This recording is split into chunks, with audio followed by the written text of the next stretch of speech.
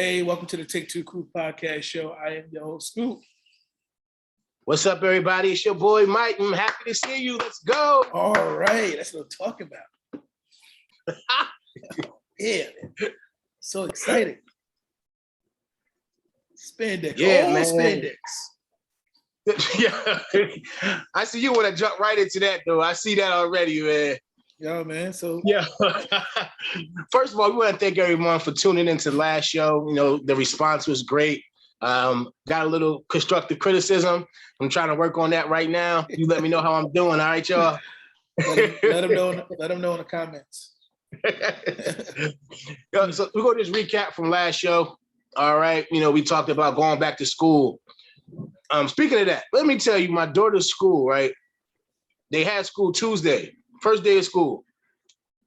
By Thursday, they had back to school night. Yeah, just the same thing I said. I'm like, that was mad quick. It's whatever. I felt like it was kind of weird, like 2 days into school, and out of nowhere, we got back to school night.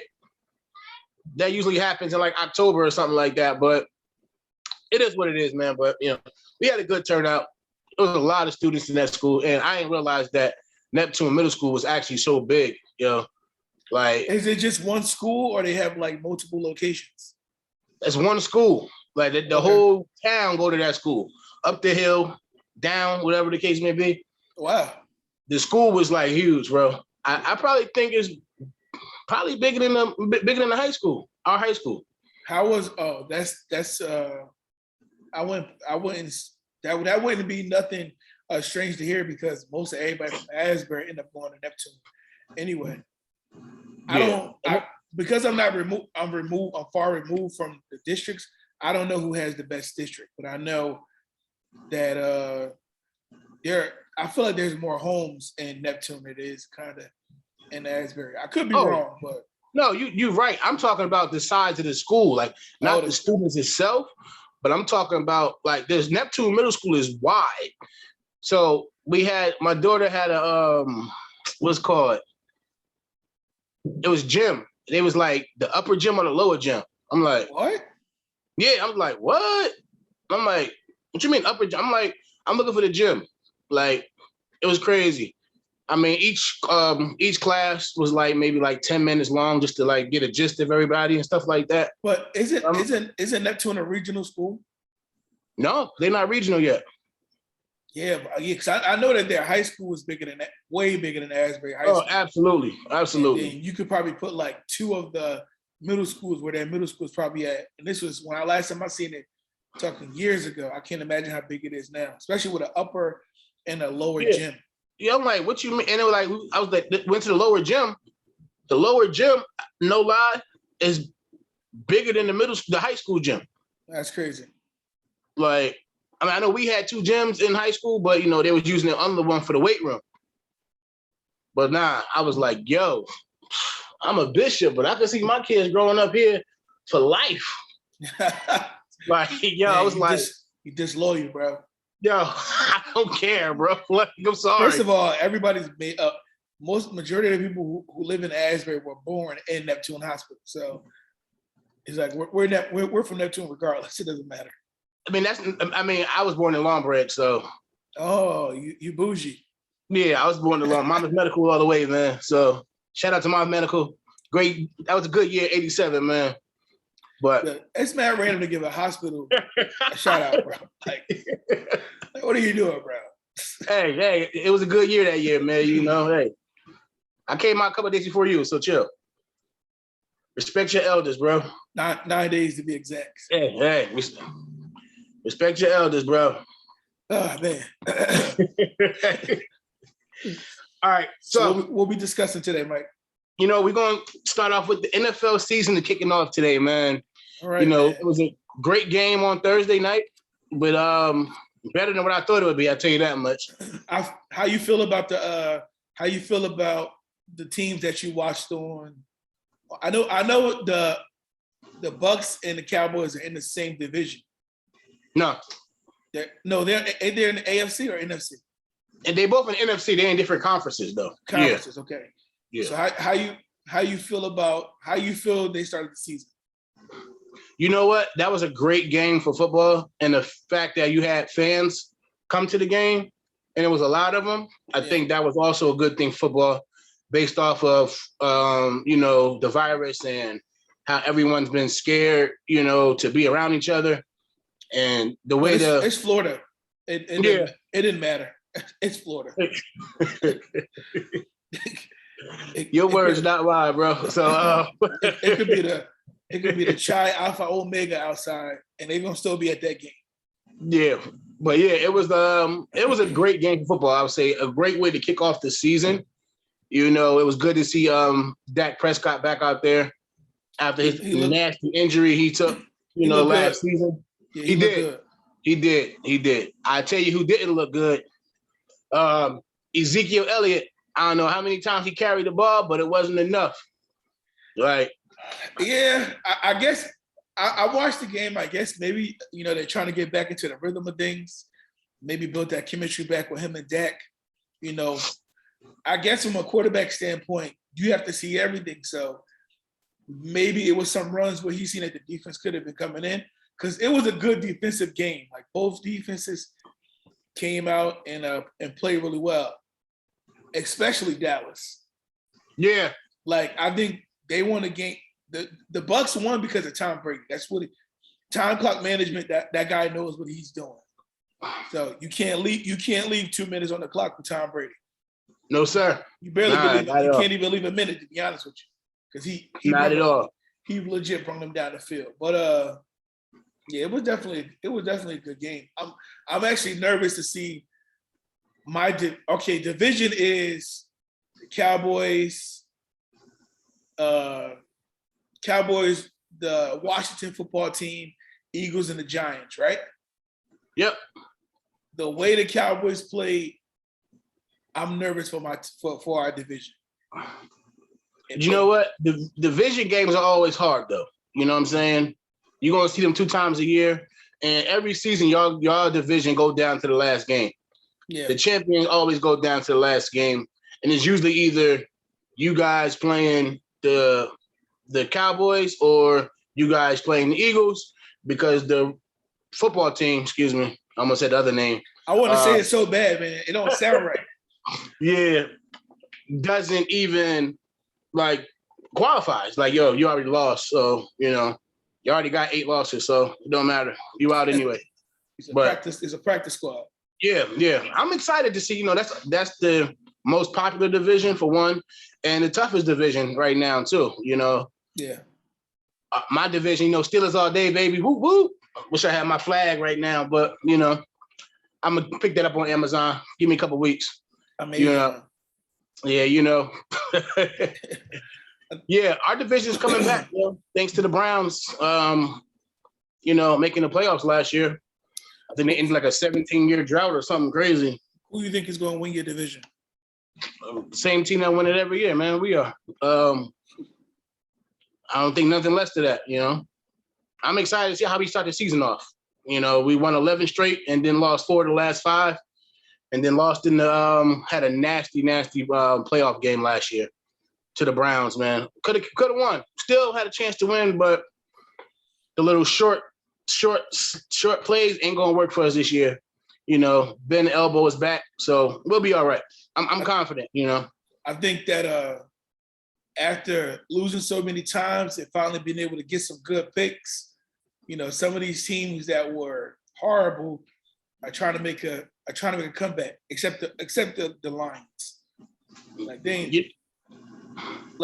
They had that random 11-5 season, but that was it. Yeah. So I don't know. This year, I don't know what's going to happen. I definitely had. Who did you pick for the Thursday game to win? Unfortunately, I picked the Bucks. The Bucks won. Yeah. So I'm saying unfortunately because it's Tom Brady. Oh, okay. But I was rooting for Antonio Brown, so it's like a love-hate thing. So yeah. I'm happy to see that he's doing good after he had a downward spiral out of control when he went to the Las Vegas What's the name? Las Vegas Raiders, I think it's the name. Yeah. Yeah, you could tell Tom Brady really cared about him. He took him into his home when they were at when they played in New England, and then if I'm not mistaken, I think he went into the home. Thank you. I think he went into their home. I think he took him in when they went to Tampa too. Yeah. And it's crazy. This guy, and this just tells you how great Tom Brady is as a quarterback. First season, one, you're in a pandemic, so you can't even practice with your team the way you want to. You come out of nowhere and you win a Super Bowl your first year with the team. First of all, that's what I do in Madden when I put everybody that I like on one team and then play on easy mode. That's you sound like my son, bro. I remember you did with GameCube. I'll come in there, the game be like, score be like 75-0 in the third quarter. Like, oh, we talking about old stuff? Oh, GameCube, bro. I remember that, yo. So we talking about stuff that happened in the past, right? Man, let me tell you what happened yesterday in the past. I'm on the phone with Mike. Yo. Hey, yo, this is the funniest thing I think I've heard all year. Like, in 9 months, this is the funniest thing I heard. Yo. Mike is talking to his son. Mike, tell him the story about what happened. Go ahead and tell the story, man. Yo, I'm so hurt to even say it. Tell him the story, man. Oh my God, you see me crying, man. You see me crying. The world got to hear your pain, bro. All right. So anybody that's been following the show, my son loves playing basketball. It's something that we both enjoy doing. So, this summer I've been training him, getting him ready for his season. He's been recruited to play AAU basketball with a friend of mine who just coached him throughout the summertime. And we were on the way to practice, and we were just talking, shooting the breeze, just trying to hype him up to get ready. And I was like, this is your dream. This is what you want to do. I'm going to support your dream. And somehow in the conversation, he looked at me and was like, no, Dad. Wait. Go ahead. You got the rest of the story. No. I'm going to pause your story because I'm going to tell you what you missed. And then I'll let you pick it back up. Okay. While you was talking, you was like, look, man, I'm over here taking you to practice and I'm putting my dreams aside. Okay, now you go. Okay. Okay. So that's how it happened. When you get disrespected, you don't even hear what the other person said anymore, except for the disrespectful part. So there you go. Unfortunately, I said I put my dreams aside. My son looks dead in my eye when we're driving and goes, Dad, you don't even have dreams. And I was like, wow, I wanted to kill us right there and both, man. Take the car off the road, man. Yeah, it was hurtful. It was hurtful. I was crying, man. Like, oh man. Even when I told you I had to get off the phone to help the customer, like the customer was like, "Are you okay?" I'm like, "No, I'm not okay." Like, I could not stop laughing, and it was just crying because he was so clear. He was like, "Man, you ain't got no dreams." Yeah. All he missing was, "Nigga, you ain't got no dreams." If you'd have said it like that, you pull the car over and you punch him in the face. Yo. But that joke was hilarious, man. Yeah, I just turned my music on and just vibed out, man. We ain't talk the rest of the ride, man. Disappointed, man. He really told you he ain't got no dreams, man. Yeah. I have dreams, all right? I do have dreams, people. And to see my kids succeed the best way possible in life, and it's for me to help them as well. And I have my own personal dreams, so let's not forget that too, Own house, 3-car garage, credit score 800. It's just the fact that your kids really don't respect you. Not place I'll be there, man. I'm not just saying from Mike's standpoint. I'm just saying kids in general. Like your kids, sometimes, man, they could be your worst critic. And legit, man, it wasn't even like second nature. Like he had that in the clip waiting for you to say something crazy. He was like, man, you ain't got no dreams. Boom. Yeah. Like if we was playing spades, that's the big joker. Like he a whole savage, man. Yeah, man, yeah. That was hilarious, man. That's our kids, man. What can we say about them, man? But first of all, I told every customer that came out, I was like, yo, let me tell you what I tell my brother. His son said he ain't got no dreams. And I was gonna put it on Facebook, but I just couldn't get the wording right. But I was like, I'm gonna let him have that victory, man. He could have it.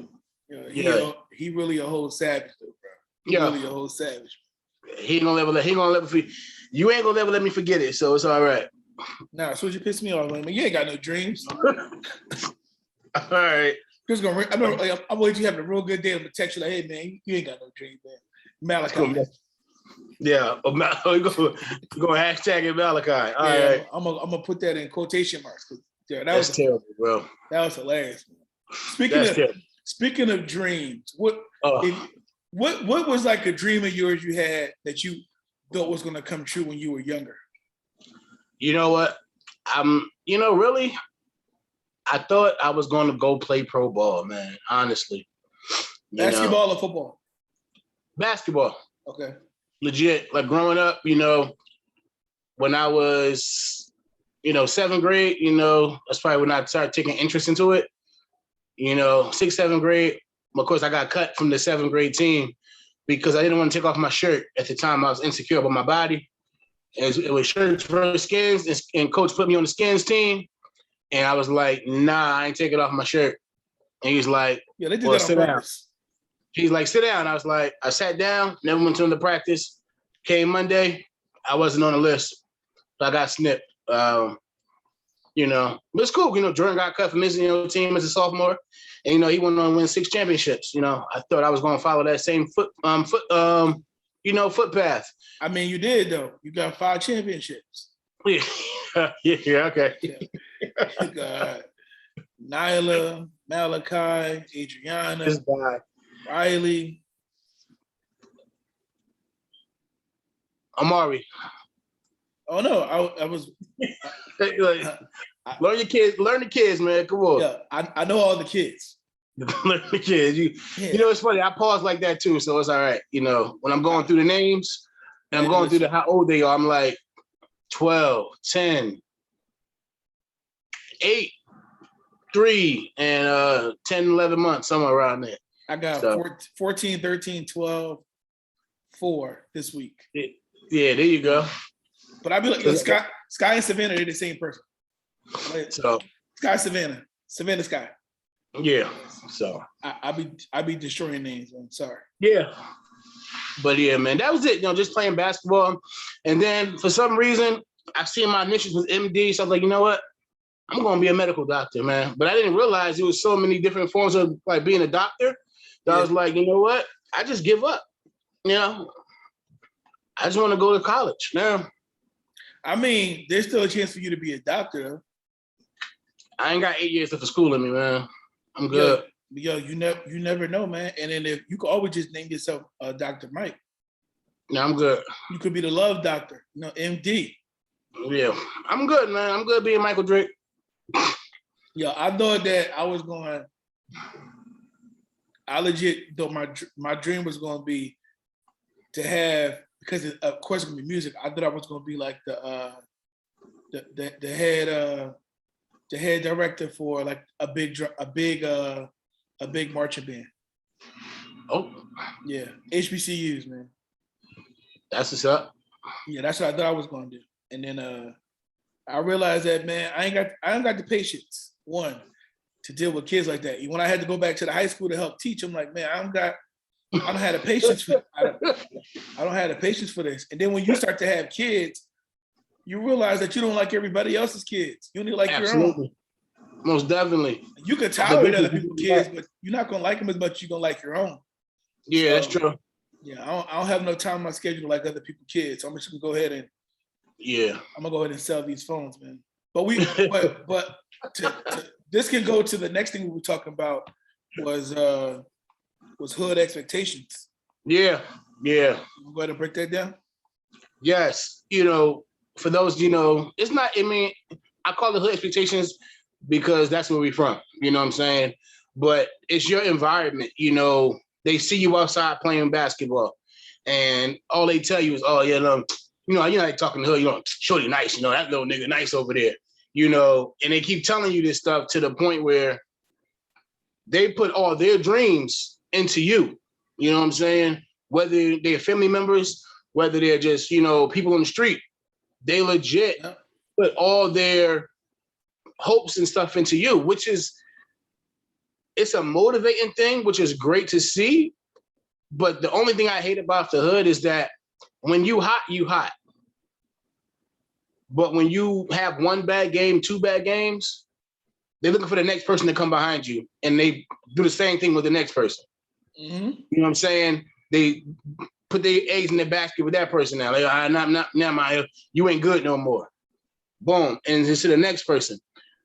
My only problem with that is they don't prepare you for everything else that comes with that. You know what I'm saying? They might, get protection on the street or whatever the case may be, or you make sure your family's taken care of on this point. But what happens when someone does come behind you and they're better than you? Then what? You know what I'm saying? Now that motivation you had is like, shoot, and we all know it's always somebody out there better than us at anything. You know what I'm saying? But the hood is one, it's when you're from the hood anyway, it's already hard to survive.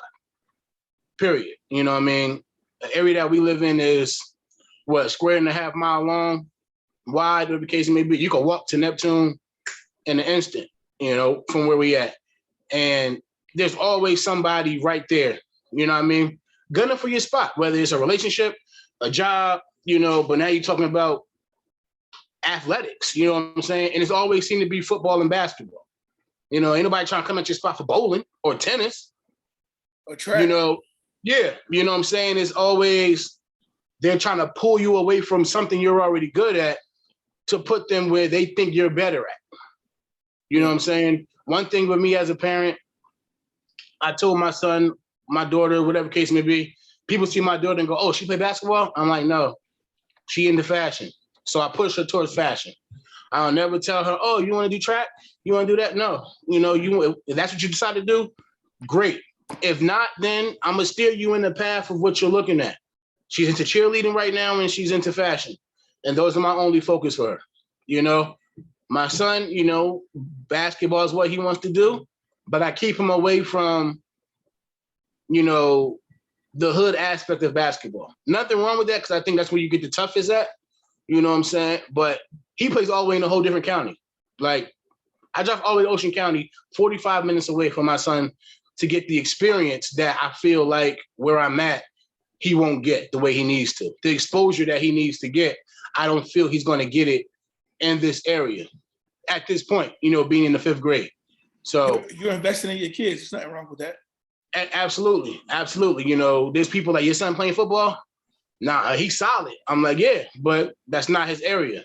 And I'm not going to be that kid to put my son on the football field and get his head knocked off. And then now you're labeling my son soft. Yep. Because he don't fit your expectation of what he looks like.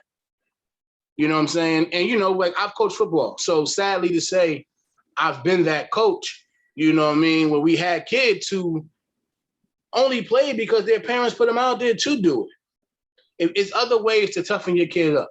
You know what I'm saying? It's other ways to have your kid be able to defend himself without the physical contact of football. Yeah. You know what I'm saying? When your kid don't know how to tackle, or he too scared to tackle, and somebody come past and knock his head off his shoulders, and he don't want to play no more, he doesn't want to play no more. And you have to understand that and respect that. But sometimes, being from the area that we grew up in, they don't care about that. You know what I'm saying? It's like, oh, no, get back out there, get back. No, I don't want to play, whatever the case may be. One thing you got to do is you let the coaches coach, but you got to let the players play.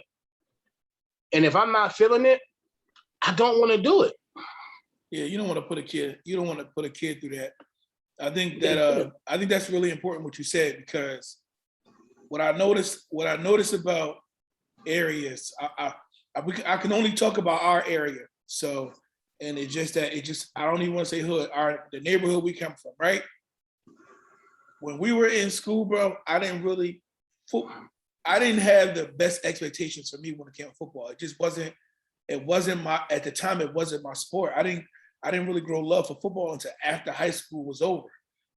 My dad tried to sign me up when I was younger. I didn't want to do it. And in high school, when I did it, I was like, yo, man, I quit. I went to go play in the band. And I remember the game, legit. I put a mask on. It's like 90 degrees outside. Halftime, y'all all come out like, hey, Tyrek. I'm like, bro, I don't care, man.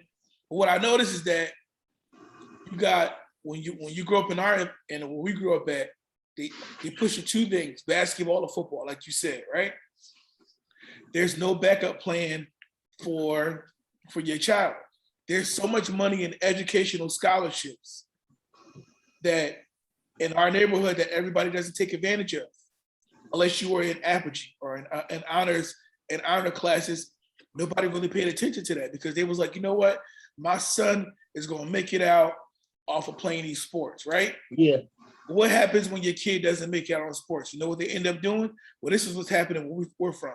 They're musicians now. Yeah, Nothing wrong with being a musician. I'm a musician. So what we were saying in high school was like, yo, man, have something for your kid to fall back on. Y'all looking at us like we were crazy. A few years ago, this was like 2013, I was saying that to a parent who I'm not going to mention their name. And I was like, yo, man, your son is talented. Why don't you get him into doing this? Oh, no, man, my son is only focusing on basketball. Okay, there's nothing wrong with that. There's nothing wrong with that. But at least, like, we had a kid, well, he's a grown man, but he went to Florida State University. He was like one of the best safeties ever. He stayed in school and became a doctor. Right? He tried it in the NFL, but when he realized it wasn't for him, he had a doctorate degree to fall back on, and he has no student loans. That's beautiful. We don't set up our kids like back in the day. They didn't set up their kids like that. Our generation is a little different because we understand the importance of education. But so now your kid is a musician now. He out here rapping. But just imagine when he was in high school, he would have went to Miss Sports and let her show you how to play the piano. Because if you can play the piano, you can master any instrument. That's true. You can go out here and be a producer because you got to have the long. It's good to be in front of the camera, but the long money is behind. You know, if you're a producer, if you know how to edit, if you know how to direct, those are things that you could have put work into. That way, when your first love, if it ain't God's plan for it to work out, you're not falling back on something that's just whatever. It's something that you're actually passionate about. Like look at Damian Lillard, amazing basketball player, but he's also a phenomenal musician. Yeah. So there's nothing wrong with having a backup plan. And a backup plan is not bad when you studied the craft. Because now you want to be a rapper because you're like, you know what? I want to get my family out the hood. Well, here's what you could have did. You could have used that same brain you got and applied that to the educational part and let those scholarships pay your way to get out of your neighborhood, your environment. Yeah, that's true. And you know the sad part about it is people gotta also realize and think about how many schools are actually coming to our area to watch our kids. Mm-hmm. You know what I'm saying? Oregon is not coming. You know what I'm saying? You know, these Division I schools that you may be wanting for them to come, they're not coming. And if they do come, don't get me wrong. If they do come, God bless you. Great. I'm happy for you. But also realize it's 150,000 of the same athletes, just like you. Same position. You know what I'm saying? Everybody want to be a running back. Everybody want to be a quarterback or a receiver. Ain't too many people saying, put me on the line, coach, put me on the line. You know, and that's what we have to understand. You know, if you want to play a position, coach me at my position that I want to, I'm going to be at.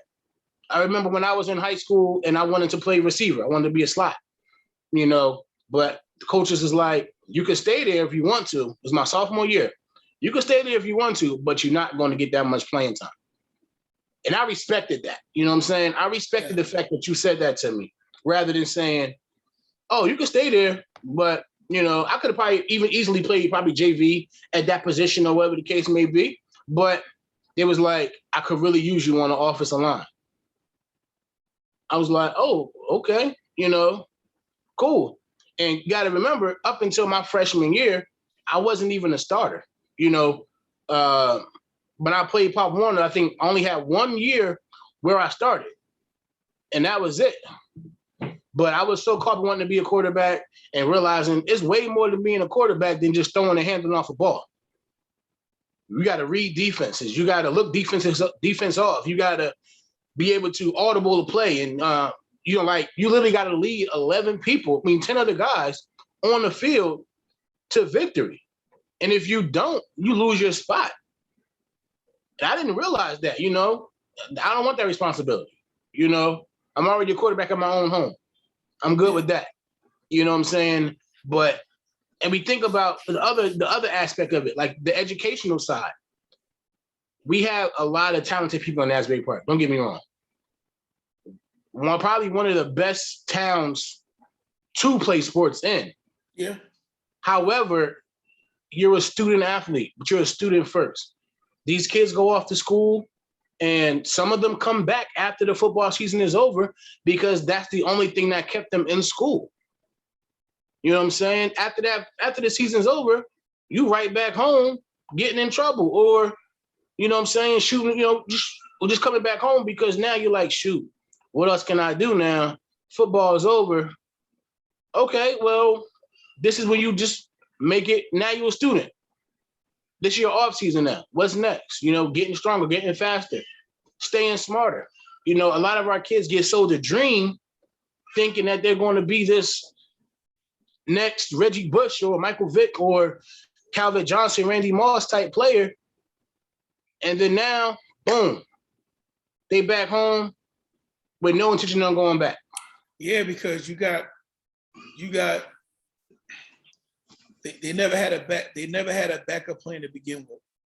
Absolutely. That's what it seems like. It seems like they never had the support and never had a backup plan. Never seen like, you know what, let me use this way to let me get something that's going to secure me.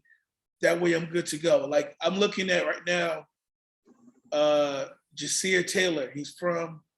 They're from Asbury Neptune, where he played at Brick.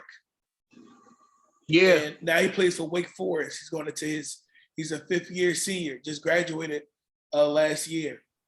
If you look at his Instagram, and I said this to my nephew, you look at his Instagram, it's pictures of him hanging with his friends, but nobody got their middle fingers up. Nobody's doing any gestures with their hands that would consider them gang members. None of that. So another issue that we have is that when they come back here and they come back into that same environment, they want to feel like they have to be a part of it. So, they calling themselves, oh, I'm great this and, crip that, blood. We see it all the time. And you think that recruiters don't look at your social media? We do it in our, like if you apply to work somewhere, I will look your name up on your social media because you represent me, my company, everywhere you go. Yeah. When you got that T-shirt on or that polo, and they got that logo on it, okay, you represent me. So I can't have you out here going crazy. I can't have you out here, throwing up gang signs or saying F this and F that. That's something that they don't think about. So you got to watch what you're doing. So it's just crazy. Yeah. Like you said, they come back and they don't have nothing to show for it. Yeah, that's good. That's real good that you said that because a lot of people don't realize that. They look at it, oh, they hating on me. No, man. Anything you put on, you represent. Yep. No matter what it is, you know what I mean? You represent it. And it's up to you to represent it to the utmost respect. You know what I'm saying? You dating somebody, you want them to represent your name right. You know what I'm saying? You work somewhere, like you said. You representing that name. You are. Even if you're not wearing that stuff, once you become identified as this person or this, oh, I know you go to that school, all right? I mean, you hang with old boy or them. Yeah, you representing somebody, How many times when, we were in school or outside in the street and go, Jesse, your grandmother? Yeah. Uh-oh. Boy, you better get out of here. You know what I'm saying? Like, they legit be like, yo, pull your pants up. Yeah, you know what I'm saying? Because you're representing something or someone, and that's where we as a, let's say, community have to become more educated with our kids and let them know the same thing, and that comes from being as young as a Mighty Mite to a varsity starter as your senior year. You know, there's nothing wrong with representing your community. I'm proud. I'm proud to say I'm from Asbury Park. Born and raised. And I've done things that was positive. I've done things that was negative. I'm just happy that my positive outweighed the negative stuff that I did when I was growing up. But that's a part of life. But absolutely. I know these things because I've watched it happen where we knew somebody who was supposed to be number one, and then life didn't happen like that for them. So now you see them going through the alternative route. And there's nothing wrong with that, but there's things that you could have did along the way that would have made that ride smoother. That's what I think. So yeah, I agree. I totally agree with that, man. So, anybody out there listening and watching, we're not saying you can't make it. But I am telling you, you're gonna have to work extra harder than the next person to get where you want to be because of where you come from. Absolutely. I remember growing up and we would go to college tours. They go, "You from Asbury?" I went to Georgian Court one day for like a seminar or something. And, we doing a meet and greet and we're like, somebody said, "Oh, where y'all from?" I was like, "We're from Asbury." It's like, "Oh, you got AIDS?" I'm like, "What? I ain't school, nigga. I ain't got no." But at the time, I guess this is what it was. No offense, to anybody in school, but it was a few colleges that we visited that was known for that area. That was known for that stuff. I'm not going to shout out any colleges at that time, but this is what you say. When you hear something about a town, you become, what you associated with. And it is that time, I guess, AIDS must have been popular in Asbury Park at the time, whatever the case may be, but it's the stigma, and you got to change that. You have to change that stench of negativity by succeeding even more. The bad part about it is that we got that crab in the barrel mentality. Instead of me supporting you, I'm gonna hate on you. How we do it. If you watch All American before? Yeah, absolutely. So you've seen it. Like that's the greatest. That's the best thing. Having kids from up here versus the kids that's down here. Like, oh, okay, yeah, I'm a high school coach at this wealthy school, but now you're taking a kid from out that element into your element. Of course, his mindset gonna be a lot different. Yep. But that's neither here or there. But great show. Can't wait for season 4 to come out. But we definitely have to do more. I feel like there's nothing wrong. Like to recap what we're saying, there's nothing wrong with you doing to get your child out the environment that he's in to better himself. Just give it. Technical difficulties, sorry. Yeah. I was agreeing with you. That's a good point. Got to show you how to drink water now. What's going on, man? That's a good point, man. That's all. Yeah, man. You got to. I was thinking that point. Yeah. You gotta like I was saying, man. It's all right what you're doing with your son, and I think that it's really important that we as a community that we educate these children on what to do and what not to do when it comes to social media, and to take their education really important because that's the thing I love about my wife's family, bro. Man, education is important in this family. How many kids from their clan that going to college? Just finishing up on college, going in for their master's and their doctorate. They take it really important. So I'm glad that it's instilled on this side, and I want to make sure that I instill it with other people who come in contact with us. Absolutely. I can attest to that, Shout out to that. All right. But moving right along with the, with the goodness of this show right now, I want to talk about something my brother sent me last night. We talk about movies we grew up watching and whether they were hyped up back then or it's just still funny to this day. Yeah. We're going to start off with Coming to America. Growing up, it was a funny movie. And for those you don't know, they did a remake, I think 20-something years later, I think. 30 years later, it came out. Oh, wow. Yeah, 30 years later. The movie came out like 87, if I'm not mistaken. Oh, yeah. Okay, cool. Yeah. So, yeah. All right, they did the remake. And I think the funniest thing about this remake was the same exact people that started in this movie Or 88, in it Mike. again. 1988. It came out. Oh, okay, good. That's like, yeah. I'm 33, so right around that time. This movie was actually made with the same exact people who started off in the movie. One, I'm great that there was like almost an all black, pretty much an all black cast for one. Two, that they all lived to do it again. You know what I'm saying? But most importantly, as funny as the movie was back then, I think a lot of people were expecting it to be even funnier the second time around. And I'm a firm believer that there isn't any part two movies that are actually as funnier as the first one. There is a few. You got Friday, and then you got Next Friday. I think Next Friday was funnier than, the first Friday, I guess, whatever you want to call it. But it was a good movie. Let me say it that way. It was a really good movie that promoted values, morals. It had their funny parts. I didn't agree with the guy that they used. I figured they could have used somebody else. But to be the prince. But he worked it. It was pretty good. He did a great job. And what's your take on that, man? I feel like Coming to America 2 was like Soul Plane 2. Because everybody that you would consider social media was on there, Black was on there. I liked the movie. I think I just gotta rewatch it again. Coming to America is something that just grew on me. Like I could legit watch that movie with my eyes closed. Yeah. I legit love that movie. It's a really good movie.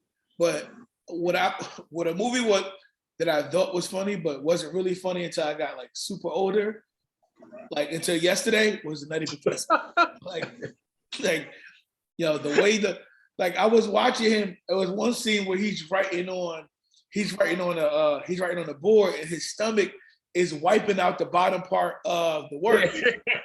Yo, that was hilarious, man. Because hold on, we're gonna do it over here. We're gonna carry out the two. Like, oh, look, I had an accident. Oh, sorry. Yeah. And then the fact that when his kids left the class, he moved that joint had a hideaway stash of candy. Oh, candy bar stash. Yeah. The way he looked at that Snicker with lust in his eyes, like I sent you the clip, my man. He bit it like it was so much. He was so happy. Like you can't make that up, bro. It was so authentic. He was like, he's satisfied of that, yeah. Then he tried to make it, and it fell. Great shot, yeah. Bro, it did affect that. What I noticed was funny was it's not supposed to be funny. That part wasn't supposed to be funny, but it was. When he went to the comedy club, and he noticed. I didn't notice it until yesterday that he realized the first when he started joking on the first two people, Dave Chappelle's character Reggie, he was laughing. But then when he realized he was just coming down the road, he was like, all right. He's like, it's probably like two more spots before me, so let me get out the way. But then he started knocking stuff over. Yeah. And dude just went in on him. So like when I see what he was trying to do, bro, it was hilarious. Yeah. And then when he went to walk her home, I'm still laughing. Like and he's depressed. So like my wife doesn't like that part. She like, that's really like the bad part of the movie. Meanwhile, bro, I was dying laughing last night. Yeah. It was hilarious. And then with the fact that like all the gerbils got loose, and he was like, I let everything go, and then he turned around and his butt hit the switch. Like, man. Yeah. Man. That was hilarious, bro. I know you're not supposed to laugh at people like that, because it's like kind of fat shaming, but the movie was funny. Yeah, like, you know what it is? It's because that stuff is relevant now, like Me Too, fat shaming. That's what makes it hurtful now. Yeah. Back then, no one cared. You know what I'm saying? Literally, nobody cared until you like, you know what, dang, I'm laughing at this movie, and this guy wasn't even happy with himself, you know what I'm saying? And he was battling depression.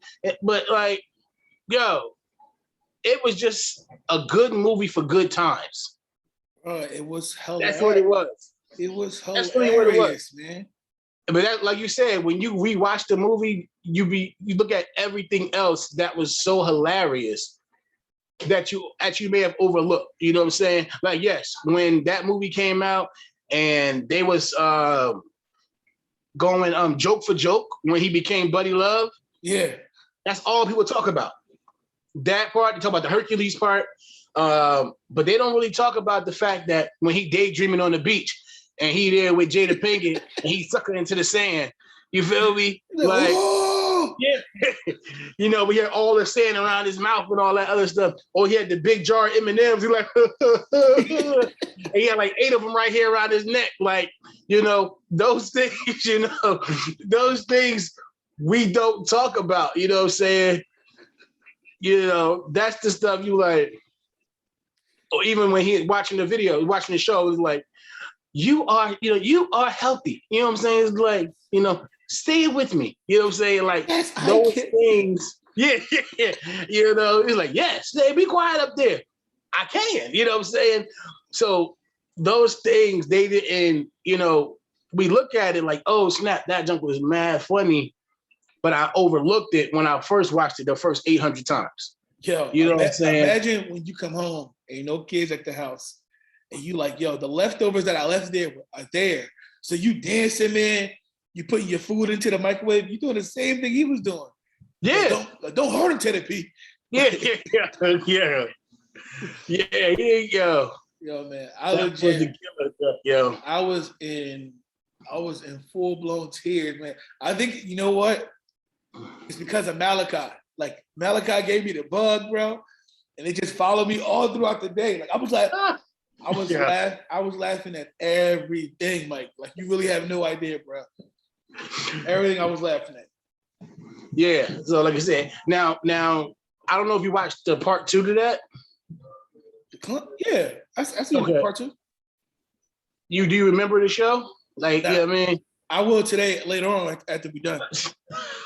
Okay, we'll update y'all again with that one when we recap from next week. But yeah, now I would say, like, what really disappointed me. Let's talk about the movie How High. Now, the first one was good. Exactly. So I didn't even see part 2. I just heard that it was so horrible. Yeah. Like with Lil Yachty and DC Young Fly. I heard it was completely horrible. I think I probably seen maybe 10 minutes of the show and I can't remember nothing that happened. Yeah, I seen a little clip and I was like, nah, this ain't it. Yeah, but you remember when we were in high school, man. Well, I don't know, middle school, high school, whenever. And that thing came out and he was stinging that professor, bro. Like, yo. Get him. Yeah, and it was hilarious, bro. And I'm like, he had that professor so heated that he wanted the nigga to come out of him right there, though. He really did, bro. Yeah, he definitely wanted the nigga to come out real hard on him, bro. But it was just like, I say, professional. I know if he would have saw him on the streets, he wanted to fight. Yeah, you know what I'm saying? I felt that way about Belly too.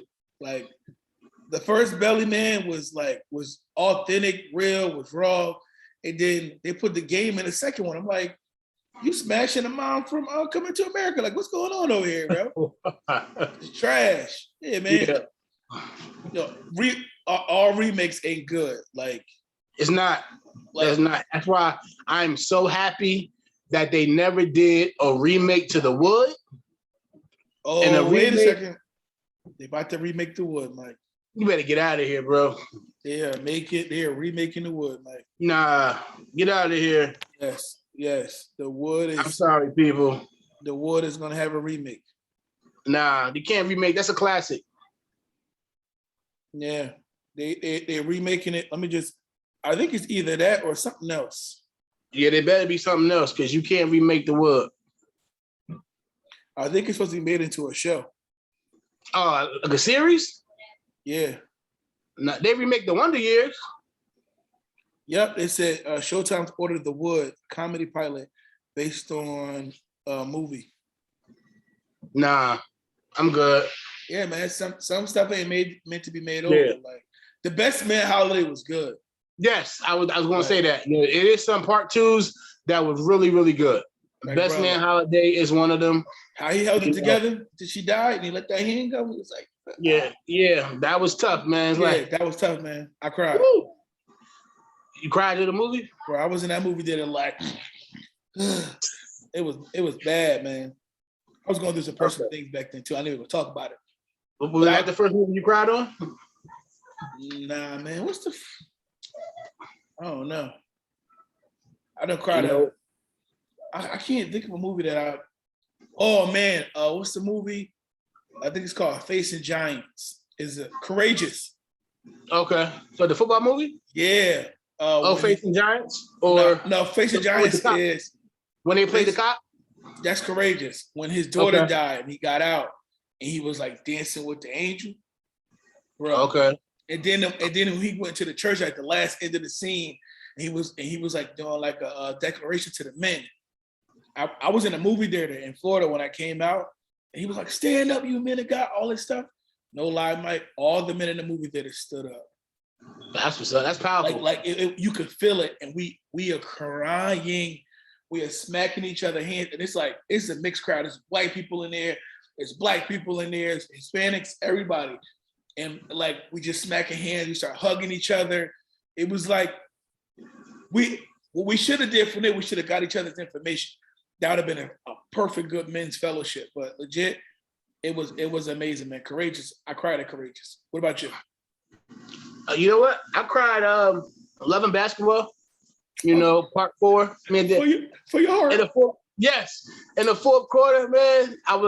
He's like, I ain't got nothing to play you for. She's like, your heart. I was like, oh, you got no choice but to play her down, bro.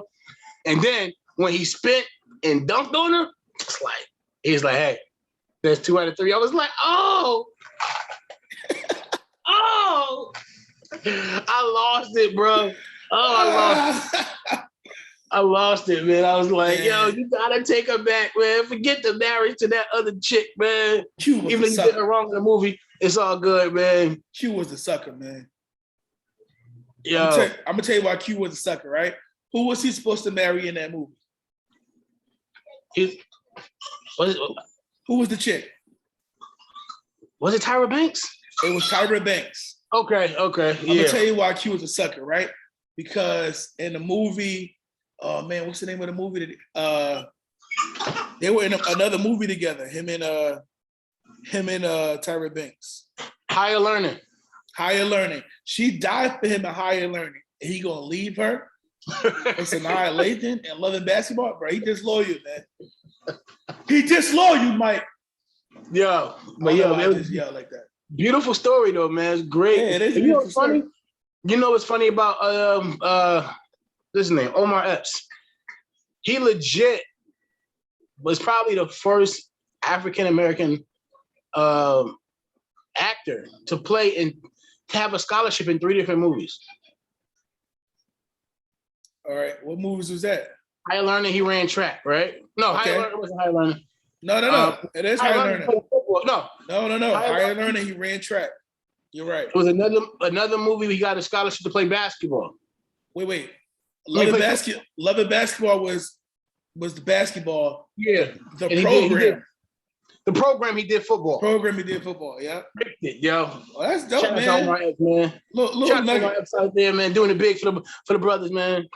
Oh man, another movie that I cried on with the 6 Man.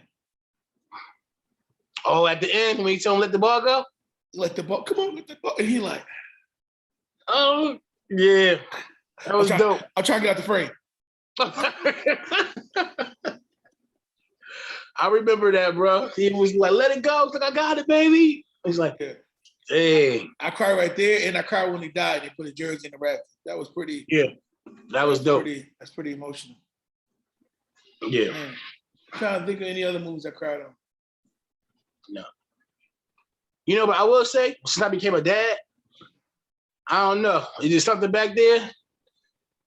Just catch me a little bit. I was on Facebook, bro. I started crying to the way the soldiers was coming home. Bruh, me I don't know too, how, bro. right? I'm like, I don't even know these niggas. I'm in the bed like, come on, man. This ain't even right, bro. You want to clap so bad? Yeah, like, dang, you coming out as a mascot. You hopping. Oh, yo, this is dope, bro. Woo. They had one at the girl was from Lakewood, and it was Jersey Shore, Lakewood, and her son had came home from the military. That was pretty dope. I watched those, or I watched the fathers come home from prison because some of them be nice. Like some of the kids don't be knowing. I mean, like they deserve a welcome too, bro. Come on, man. They do. They be fresh home, man. People be super excited for them. They do. But yeah, man. You know, it's okay to cry, people. You know what I mean? As long as it's for the right thing. Don't be crying over nothing that ain't worth crying over. You know, I didn't cry when Ricky died. You know, it's all right. I didn't cry when Ricky died either, bro. Yeah, me neither. No. But you know, it's funny. They did Menace to Society, and then they made Don't Be a Menace. Yeah, I think that was the funniest thing you could do. He said, did you serious movie and turn it into a comedy? First of all, Omar Epps got a scholarship in that movie too. Yeah, I wasn't Omar Epps, was he? Bro, it was Omar Epps. He was in the movie when he was like, "Look at you going to college." Shook his hand, and as soon as they turned around, the dude shot him. It was a spoof to their movie. I gotta see it again. I don't remember. Check it out. I'm gonna send you the link. I gotta check that out. He was like, "Don't freaks get real busy on the dance floor," and they just it is banging it, bro. That was hilarious. What was funny was that they was at the party and everybody was sagging like lower and lower. Yeah. Yep. Like pour some out for my dead homies, and the dead homies is really over the fence, bro. Like, bro, you can't make this up, man. He said, "My milk of magnesia." Yeah. Excuse me, sister, you tapped that white girl over there with the banjo guy. Oh man, banjo, just like Harry Schwartz. Yeah, that was hilarious, man. Yeah, but how about his dad was younger than him though? Like, yo, he was like, "Yo, did you get the number? Who the girl, the freak? No, her mama. That's the real freak." Like, that was hilarious, man. Like, yo, that really was a funny movie, man. Oh man, he was like, "I can't feel my." He said, "I ain't gonna walk no more." He crying. He's like, "Oh yeah, you ain't walking the fire." He said, "Oh yeah." Oh my gosh, yo, we really had some movies that were really hilarious. Yeah, a lot of bangers, man. You can't some of that stuff you can't do now. Like, nah, you can't redo it, man. Yeah, there's no way you can have a dashiki without getting canceled by the Me Too movement. Yeah, that's funny, bro. All right, yeah. bro. All right. Yeah, on to the more serious business. You know, was it yesterday? Yes, yesterday was a special day in America, man. Oh man, I feel kind of bad to be going after this after laughing so hard, but it's all good. Yesterday was a special day in America. 20 years later, man, we're still talking about 9/11, brother. Yep. We're still talking about New York getting attacked, New York getting hit. And the lasting impression that it left on America, man, is like, I was watching it today and I felt like kind of weird how, you know, the football season kicked off that year and then the Patriots won the Super Bowl and their colors were like similar to red, white, and blue. Yeah, red, white, and blue. I felt like that was kind of like, you know, kind of symbolic in a way, you know what I mean? You know, even though they had a hint of gray in it, but, you know, it's neither here or there. But 9/11, man, that's 2001, man. You know, I think we were 8th grade, 7th grade. Well, you was in 8th grade. I was in the 7th grade because I got left back in the 6th grade, but I got skipped back to, I'm just confusing. But then I got skipped to, I graduated the right year, but I got left back. So I was in 7th grade in Miss Smith class and home ec when everything happened. Yeah, I was in Miss Calabrese's class, sitting on the orange couch, man, while she was reading to us. While she was reading to y'all? Yeah, I was in self-contained at the time, man, actually. You know, it's funny, I should have been left back in 7th grade. Nah, they were trying to get us out. I was suspended over 30 times in the 7th grade. I got kicked out of school. Jeez. and somehow I still graduated. I still got promoted. But it's funny, 9/11. Like when we talk about history, our history books that we had growing up had nothing to do with anything we experienced personally. Now being a parent and, my children are now asking me those same questions that I had to ask my elders and my parents and grandparents and, people like that. It's an honor to talk to them about it at that time. But, even being so young, you're like, I really don't remember really what was going on. But as you get older, our kids going to have some dope history. And the fact that we're going to be able to live and talk to them about it, I think it's so much better. Like, growing up, our parents, our grandparents talk about slavery and stuff like that. But like we lived through things like the tsunamis and, hurricanes. For our generation, like prior to us having kids, the last thing the crazy happened was we had 9/11, we had Katrina, like you said, but then we also had we had the things going on with the mortgages. What did we call it? Was it called the recession? Yeah. We had the recession. That was like our generation prior to us having kids, but now they lived through Hurricane Sandy if you were in New Jersey.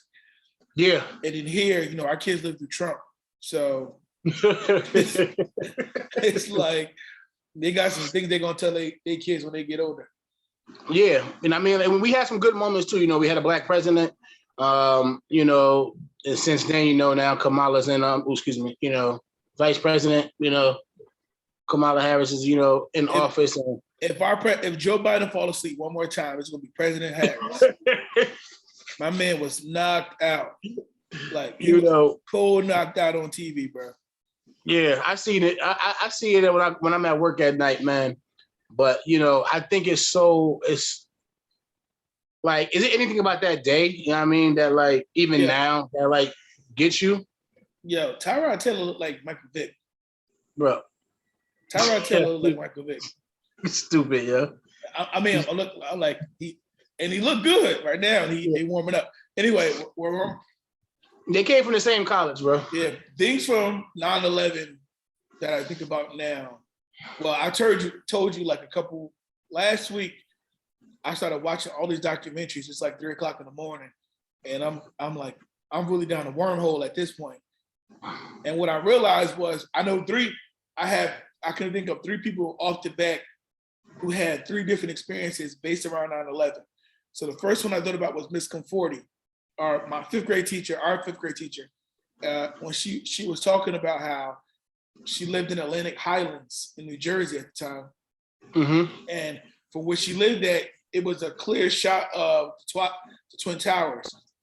A lot of people from New Jersey, from that area, from like the Hazlet area, Atlantic Highlands, Monmouth Beach, Keyport, they took the ferry to New York every day because most of their jobs are there, right? She said she went to work, she left for work to come to Asbury Schools. She looked at the towers. Then, a nice view when she left. She come home, ain't no towers. Towers gone. She watched it like how we watched it from school. Then I have a lady I work with. She's a paramedic in 9/11. She told, I don't want to tell her story because I asked her this week if we could interview her, and she said that she's buried the story in her heart. I forgot to tell you this. I had somebody to interview, but she was like she buried the story in her heart, and she don't want to talk about it no more. Everybody else is discussing it, but I can understand you go through a traumatic experience, you just don't want to talk about it no more. But I thought it would be good for our listeners to listen to. But I totally respect her and I understand, why she didn't want to talk about it. But just a little bit of what she was telling me, she was just saying how, she had got off of work, worked a 24-hour shift, got home, took a shower, got a phone call, said she had to go back out because everything happened. She said the way you can smell the flesh and you can, and the screams, it's something that you don't think that would have happened in America. And then this will have me go down a wormhole. We had Tracy Akins, it's our, she's my wife's cousin. She was our first lady. We went to a church. She also was a teacher at Asbury High School. That's how I met her. But the year that was 2002. I met her. Prior to that, she was working in New York, and she was there when the towers fell. And she told her story, and it was phenomenal because I realized that because she worked there, this is how sleepy I was. She worked in New York. 9/11 happened. She ended up coming to work at the schools. I met her, you met her, joined her church, went to a funeral, met my wife at the funeral. So had 9/11 not happened, I probably would have never met my wife. That's how sleepy I was, Mike. Like I'm just doing the Da Vinci Code, and like I'm going crazy, man. I'm going crazy, bro. But yeah, man, these people, they all had these experiences, and it's just mind blowing. It's like it's 20 years, it's legit 20 years later. It don't seem like it was that long. It doesn't. And like you said, First Lady, my spiritual mother, you know what I mean? It's amazing, because had it not been for her, we probably would have, like you said, we probably would have never met her husband, Pastor Akins, and, all that stuff probably would have been non-existent today. You know what I'm saying? Absolutely. Without her, there would probably be no 9/11 Malachi John. You know what I'm saying? And to see her still here, God bless her for that. And and she was pregnant with her daughter at the time too. Yep. So, which is even, 2 lives were spared that day. I think she said she was on the last train out of the city. I think, she said. I think it's just crazy that how one person's experience would change everything. Yeah. The trajectory for so many people, bro. Because like you said, man, that's tough, bro. Our kids wouldn't be here.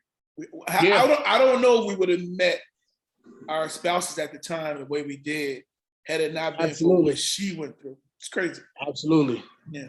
That's crazy. Make you think about that. That's real tough, man. I remember my daughter coming home with some paperwork from 9/11, and I was like, oh, I can help you with that. It was my niece, matter of fact. I was talking to my niece about it.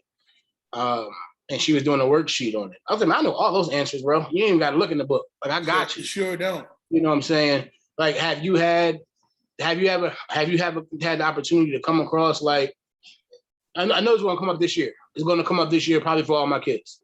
So, and I definitely want to visit, that site, you know what I'm saying? Just to, know that, dang, man, this is, because since then the building has been rebuilt and reinforced and things of that nature. Yeah, but there's just one World Trade Center, and then you have I've never been there too. I was thinking about that yesterday when I was watching it at work, because I do want to go. I do want to take my kids down there. I do want to go to the museum as well. So I think there is some things that our kids would get to see, because that stuff really happened here in America. It's stuff that you just see happen in other countries. Yeah, it just shows you that when we want to come together, we can come together. Yes. And that taught me that taught us that, like, when people say, oh, when one hurt, we all hurt. And I think that was the perfect example, what I'm saying, for that, for us as a people and as a country. What I'm saying? Since then, Haiti has been hit, and I remember when we did the mine. I don't know, we did a mime for Haiti, and like our church just lost it. You know what I'm saying? We did the Kirk Franklin song for Haiti, I think it was called. And just to see the way, it wasn't just like the Haitian Americans who were affected, it was, the Caucasian Americans, African Americans, Hispanic Americans. We all felt that, you know what I'm saying? Even when, when Katrina got hit, and New Orleans got hit, with Katrina, and, some of them had to use the football stadium for shelter. And, we all felt that, you know what I'm saying? Like, the mass shootings that happened around Black Lives Matter and all these things that have occurred, you know what I'm saying? We all feel that the same way we felt 9/11, you know what I'm saying? Like, and I'm grateful that, whether we had to experience it, we were around to talk to our children about it or talk to other people about it, and not just read about it in a history book or something like that. You know what I mean? No, Like, it's legit it's our history, unfortunately. yeah, And even now, it's 20 years later, all the troops have been pulled out of Afghanistan. yeah, Look at all those lives that was lost. It wasn't just one day it happened. It just spiraled into like all these events where people really lost family members, and it's a sad situation, man. I can't imagine, some of these. Like I got one story. I'm gonna send it to you. I got it yesterday where a girl said that a woman said her and her father had a standing Tuesday date at the World Trade Center on the 104th floor to have lunch every Tuesday. That Tuesday, she had a doctor's appointment. But her father still he still went to lunch with him and two of his brothers and like 9 of their friends. They were like a close-knit Italian family. So she had, at the time she said it was like 11 uncles. They all died during 9/11. wow. And the only reason why she didn't die is because she went into she had a doctor's appointment. So it's so many stories you hear that's based around 9/11, about like the Pentagon being hit, about the flight 93 that crashed, because those people were like, we ain't going down like that. We fought. And then they were making phone calls to their family telling them they love them. Like that's heavy, Yeah. man. That's tough, man. And with the tough thing about the situation came down to when my my kid's godfather, Damon Bowles, who's in the army, who was in the army at the time, a few years later he got shipped out to Iraq. You know what I'm saying? Yep. Yeah, so the watching him leave, and then watching his wife go through it and things of that nature, man, and have watch him from talk to him from a phone, from a video chat. You know what I'm saying? It was tough, man. Like not knowing what's going on, not knowing the uncertainty of what's going on, and in talking to him, listening to his stories, and the PTSD that comes with it, and like it was a bad time for people who not to be funny, but for people who were Arabs, you know what I'm saying? Like, Well, no, because they lived in our area. It was a really, really bad time because they were marked, you know what I mean? They were literally targeted in a way that, people didn't want to drive cabs if they seen you driving a cab. You know what I'm saying? And some people got attacked and they had nothing to do with it, man. It's just, that's crazy. I remember when Damon deployed, I was in Florida, but I talked to him on the phone, but I legit cried. Yeah, me too. I'll even tell you, man, and it wasn't crying because he was, because he's going to serve his country. That's what he. When we met him, he was in the military. Yeah. I was just scared because, like, man, you don't want people that you care about going to fight a war. At the time, I felt like he had nothing to do with me. Like I ain't got nothing to do with that. But I understood he had to serve his country. I tip my hat off to people who go and they serve a few tours and they come back, man, and they try to adjust back to life. But you can't imagine having to go, shoot a kid. Yeah. Because that kid's a suicide bomber. But that kid that kid has been fed hate their whole life. So it's just, man, it's a lot. It's a lot to unpack. We should definitely do an episode on PTSD. Yeah, definitely. I'm gonna reach out to him for that too, man. Yeah, definitely. That was just like tough, like you said, not to experience it personally, but somebody that you looked up to and respected highly, you know what I'm saying? Besides Pastor Akins, he was there, you know what I'm saying? From the time we met him, even until this day. He was he was definitely I think he still is. I feel like he's like a big brother, like if he called me to check me, I wouldn't take it like, oh man, don't disrespect me like that. I know he's coming from a good place. Yeah. That's the solid thing about Damon, I would say, is that he's definitely always he's coming from a good place, man. Yeah, whether you talk to him once a month or once a year, he's the same person. Yeah, but I know for a fact he can't smoke me though. Yeah, I'm telling you I hope he ain't watching this episode. I'm telling you what's not going on. All right. I want you to don't even watch the episode. Get all the way to this part right here. Ain't nobody. I'm a grown man. All right. I got 4 kids. I got too many bills. Ain't nobody smoking me, bro.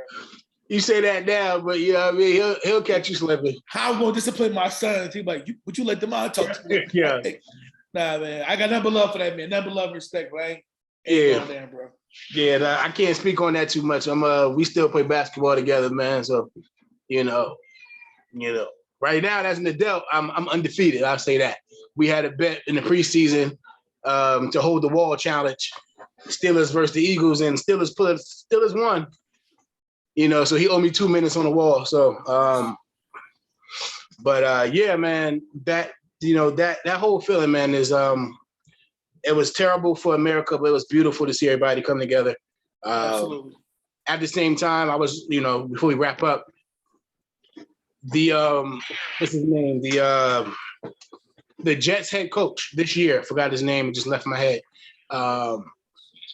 He was involved with 9/11. Yeah. Okay. Is that the app?